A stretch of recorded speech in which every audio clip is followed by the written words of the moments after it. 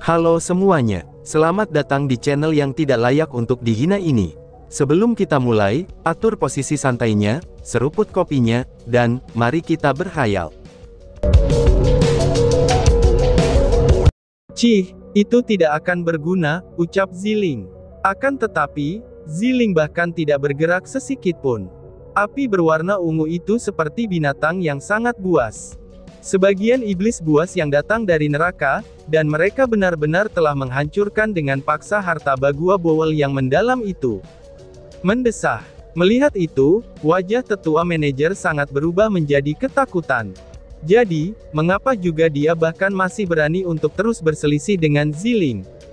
Dia segera melompat, dan ingin melarikan diri. Wush! Namun sayangnya, Ziling tidak memberinya kesempatan itu. Api berwarna ungu itu menjadi mulut api yang besar berwarna ungu, dan api itu langsung menelan manajer tersebut. Meraung. Segera setelah itu, di dalam nyala api berwarna ungu yang melonjak, tetua menjer tanpa henti membuat tangisan yang menyayat hati dan juga memilukan. Namun sayangnya, suara tangisan yang menyedihkan itu menjadi lebih kecil dan lebih kecil lagi. Perlahan-lahan semakin lemah, dan akhirnya menghilang sepenuhnya. Pada saat itu juga, mata berwarna ungu Ziling secara bertahap kembali normal, dan api berwarna ungu itu juga kembali ke dalam tubuhnya. Namun ketika melihat kembali ke arah tetua manajer, bahkan tidak ada satu tulang pun yang tersisa. Tubuhnya telah ditelan dengan bersih oleh api berwarna ungu Ziling. Melihat kembali ke arah Ziling, dia menemukan bahwa ada Cosmos Sack di tangannya. Chu Feng melihat Cosmos Sack itu sebelumnya, dan kantekang penyimpanan itu adalah milik tetua manajer. Kamu cukup menakutkan. Kamu hanya berada di tingkat ke-9 dari ranah mendalam, namun kamu menghadapi seseorang di tingkat ketiga dari alam surga dengan begitu mudah. Chu Feng hanya bisa menghela nafas dan berkata, mendengus. Setelah mendengar kata-kata itu, Ziling dengan sengit memandang Chu Feng dengan jijik, kemudian dengan cepat dia berkata, apakah kamu pikir hanya kamu, orang satu-satunya yang memiliki kekuatan khusus? Tidak peduli apa yang kamu katakan, aku adalah pengguna tubuh ilahi. Dan bagaimanapun juga, kekuatan aku tidak bisa dibandingkan dengan orang biasa. Jangankan tingkat ketiga dari ranah surga, meskipun itu adalah seseorang di tingkat keempat dari ranah surga, aku juga tidak takut padanya. Jika aku telah menerobos ke ranah surga, bahkan jika itu seseorang di ranah surga tingkat 6, aku masih bisa bertarung dengannya. Ucap Ziling dengan penuh percaya diri.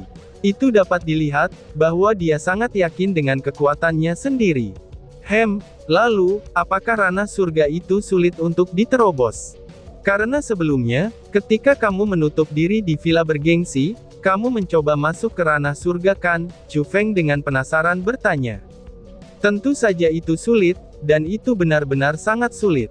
Apakah kamu berpikir bahwa ranah surga itu benar-benar sangat mudah untuk diterobos?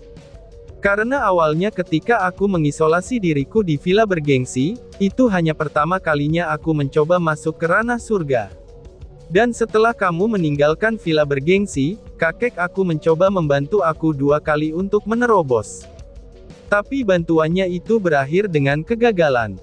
Aku harus mengatakan, bahwa kekuatan surga tidak semudah itu untuk dipahami.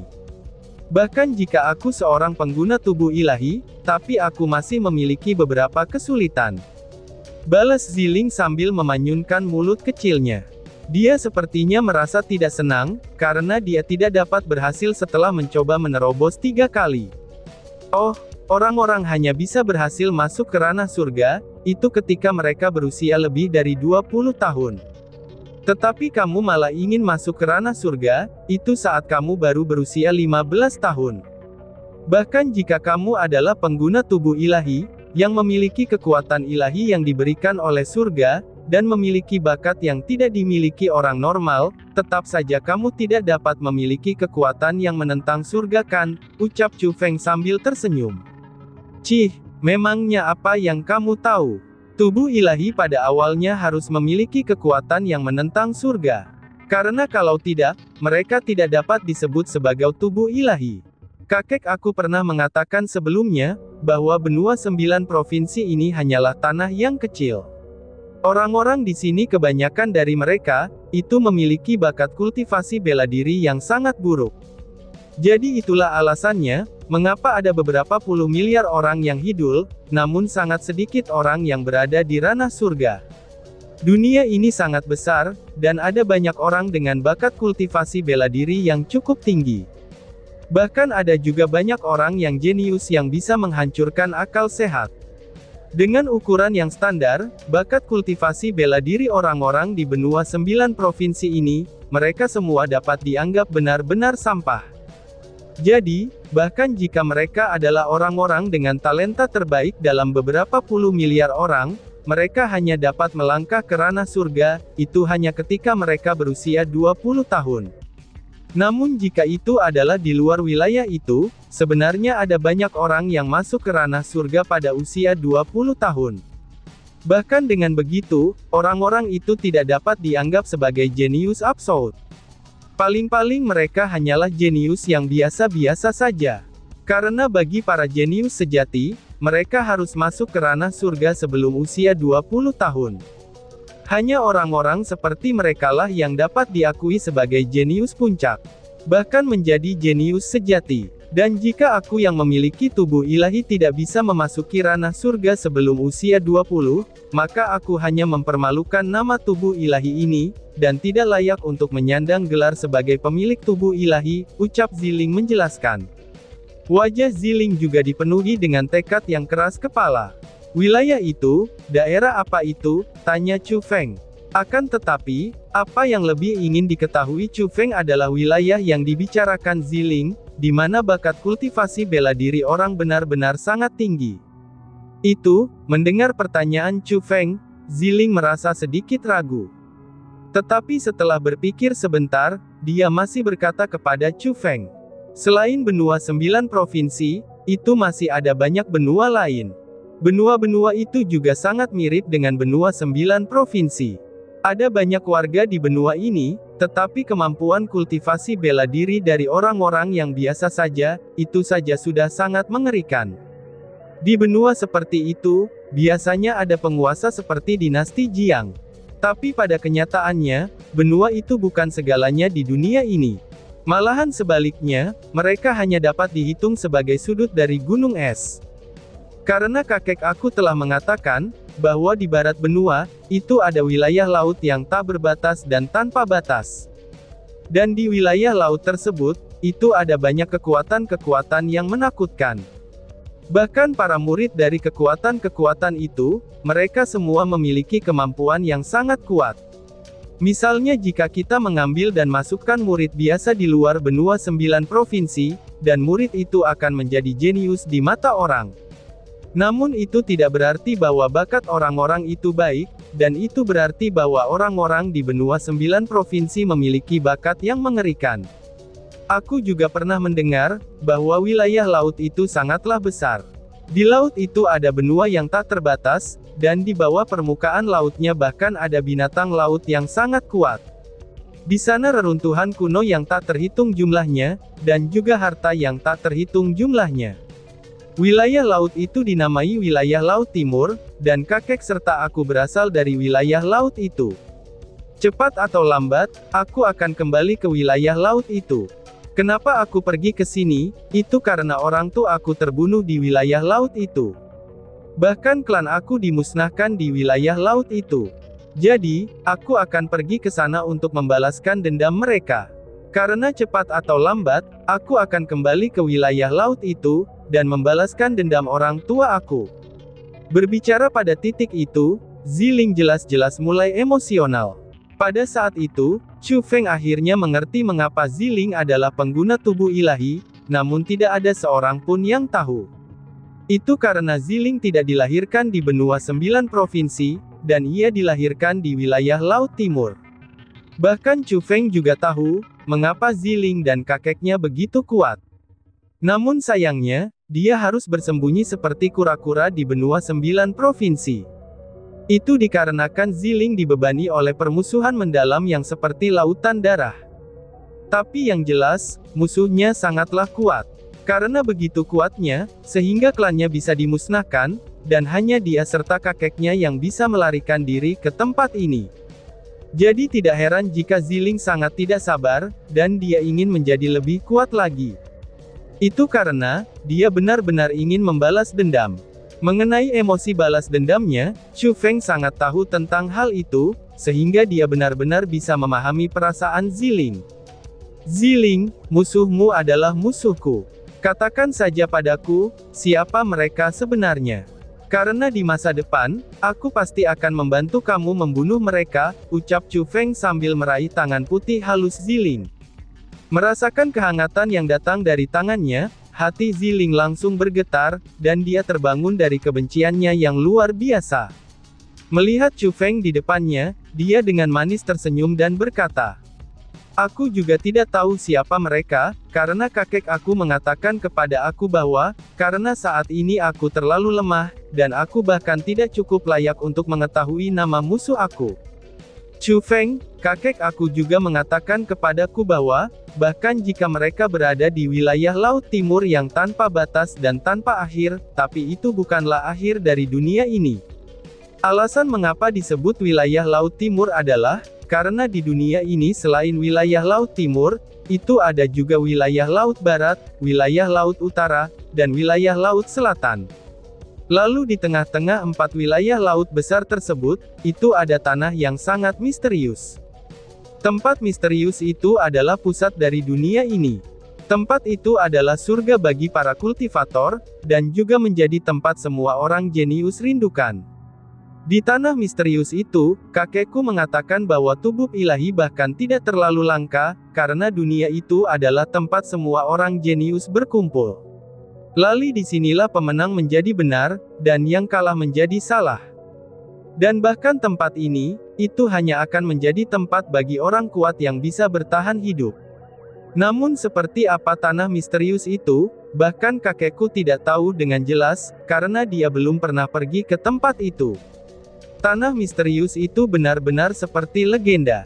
Seseorang tidak akan pergi ke sana hanya karena orang itu menginginkannya, tetapi kakek aku juga mengatakan, bahwa tempat itu ada karena banyak ahli puncak yang telah memasuki tanah itu. Chu Feng, dunia ini terlalu besar.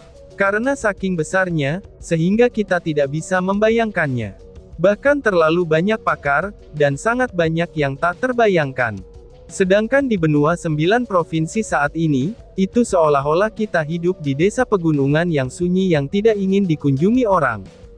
Orang-orang di sini sangat mudah puas, tetapi mereka tidak tahu bahwa ada gunung di balik gunung, dan bahkan masih ada langit di atas langit. Mereka hanya ingin hidup dengan kepuasan diri di tanah kecil yang mungil ini.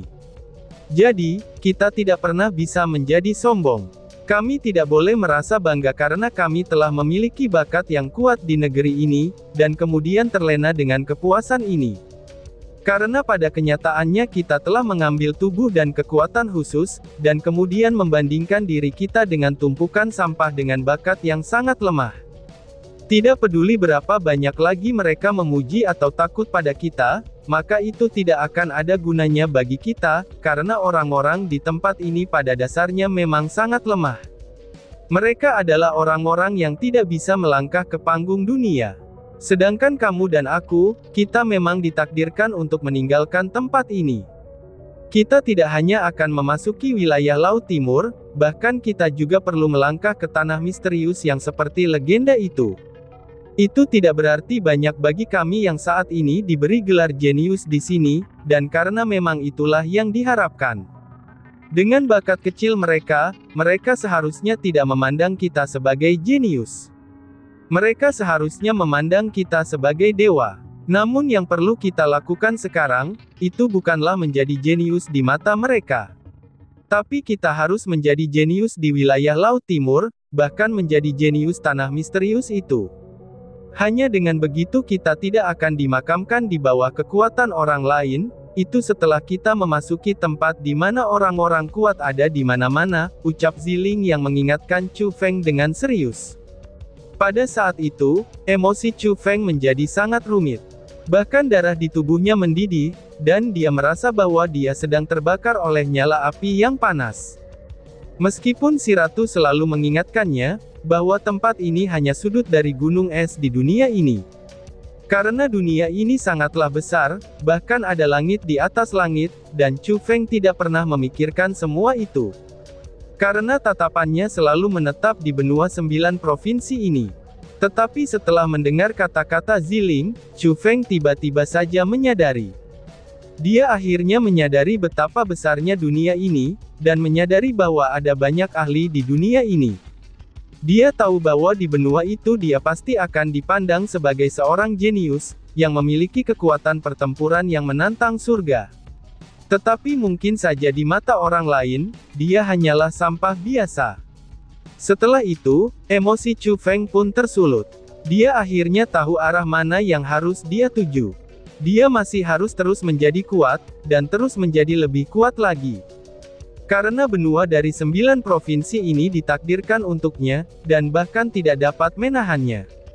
Sasarannya juga bukanlah kawasan Laut Timur, yang dimana ada para ahli di mana-mana.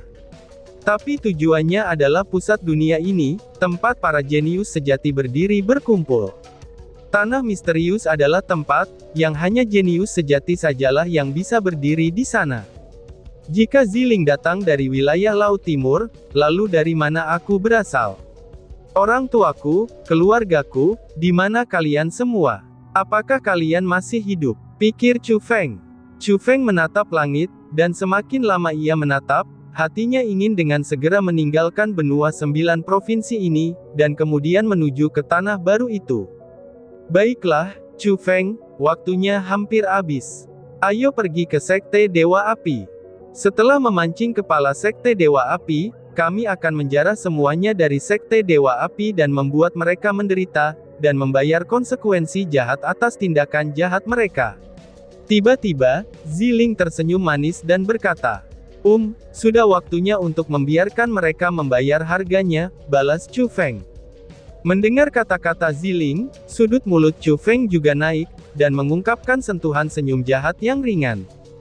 Segera setelah itu, Chu Feng dan Ziling mengendarai kereta indah Ziling, dan kembali ke Sekte Dewa Api. Harus dikatakan juga, bahwa kecepatan kereta indah itu benar-benar sangat cepat. Ketika Chu Feng dan Ziling kembali ke Sekte Dewa Api, tetua yang sebelumnya kembali ke Sekte Dewa Api untuk memberitahu masalahnya, bahkan ia saja masih belum tiba. Mereka berdua benar-benar menunggu 2 hari penuh, sebelum tetua itu kembali ke Sekte Dewa Api. Adapun bagaimana Chu Feng dan Ziling tahu kalau tetua itu sudah kembali, itu karena tiba-tiba saja Sekte Dewa Api mulai bergetar. Kemudian kepala Sekte Dewa Api terbang keluar, dan di belakangnya bahkan ada 11 ahli di ranah surga mengikutinya. Lalu dengan kecepatan yang sangat cepat, mereka melesat langsung menuju bis Capital Mountain Range, dan tetua yang memberitahunya juga ada di kelompok itu. Setelah mereka pergi, untuk menghindari keadaan yang tidak terduga, Chu Feng dan Ziling menunggu setengah hari lagi. Lalu setelah setengah hari, ketika kepala Sekte Dewa Api masih belum kembali, mereka pun dengan tenang menyelinap ke lokasi makam yang mereka cari terlebih dahulu. Makam Sekte Dewa Api dibangun sangat luas. Makam orang normal dibangun di bawah tanah. Tetapi setengah dari makam ini berada di atas tanah, dan setengahnya di bawah tanah. Itu berarti bahwa di bagian tanah di atas makam, itu ada istana yang besar. Di luar istana itu ada tembok yang tinggi dan besar. Melihat penampilan luarnya, tempat itu tampak seperti kota yang berdiri sendiri. Dan di gerbang kota itu, di sana ada 4 kata yang bertuliskan, tempat pemakaman Dewa Api. Di depan gerbang tanah pemakaman Dewa Api, 2 murid inti yang sedang berdiri. Kedua murid inti itu memiliki kultivasi di ranah mendalam. Mereka berdiri dengan tegak dan lurus, dan bahkan tidak bergerak sama sekali. Tapi Chu Feng dan Ziling sudah tahu, bahwa mereka sama sekali bukan satu-satunya penjaga makam itu. Dapat dikatakan juga, bahwa Sekte Dewa Api sangat menghargai tempat pemakaman Dewa Api, dan mereka mengerahkan sekitar 1000 murid inti untuk berjaga di sana. Meskipun mereka merupakan murid inti, tapi para murid yang menjaga di dalam makam pastilah para elit dari murid-murid inti. Hampir semua dari mereka memiliki kultivasi di ranah mendalam, dan bahkan jika mereka tidak berada di ranah mendalam, mereka pasti berada di puncak ranah asal. Dan selain murid inti, itu juga ada sekitar 100 tua-tua inti. Sedangkan kultivasi dari para tetua inti itu, mereka sudah jelas jauh lebih tinggi. Mereka semua berada di puncak ranah mendalam.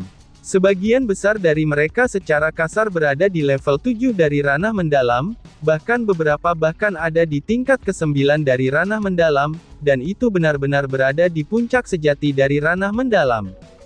Selain dari anggota penjaga yang kuat itu, bahkan ada lapisan formasi spiritual di dalam tanah pemakaman Dewa Api, dan juga segala macam mekanismenya.